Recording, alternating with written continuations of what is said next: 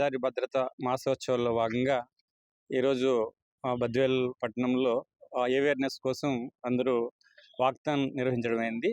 ఈ కార్యక్రమంలో Panchayati Raj, RTC, police వారు మొత్తం అందరూ పాల్గొన్నారు.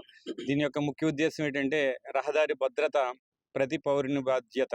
డ్రైవింగ్ లైసెన్స్ ఉన్న వ్యక్తికే బాధ్యత కాకుండా ప్రతి పౌరుడు కూడా రహదారి భద్రతలో బాధ్యుడు. ఎందుకంటే రహదారిని ఉపయోగించకుండా ఏ పౌరుని యొక్క మనుగడ లేదు. విమానంలో తిరిగే వ్యక్తి అయినా కానీ, నడిచి వెళ్ళే వ్యక్తి అయినా కానీ కంపల్సరీ రహదారిని ఉపయోగించాల్సిందే.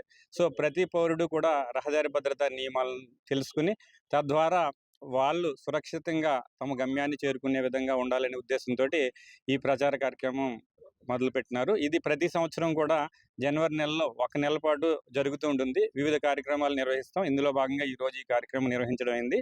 ఇందులో ద్విచక్ర వాహనదారులు తప్పనిసరిగా హెల్మెట్ పెట్టుకోవాలని, అదేవిధంగా కారు నడిపే వాళ్ళు, పక్కన ఉన్న వాళ్ళు కూడా తప్పనిసరిగా సీట్ బెల్ట్ పెట్టుకోవాలి.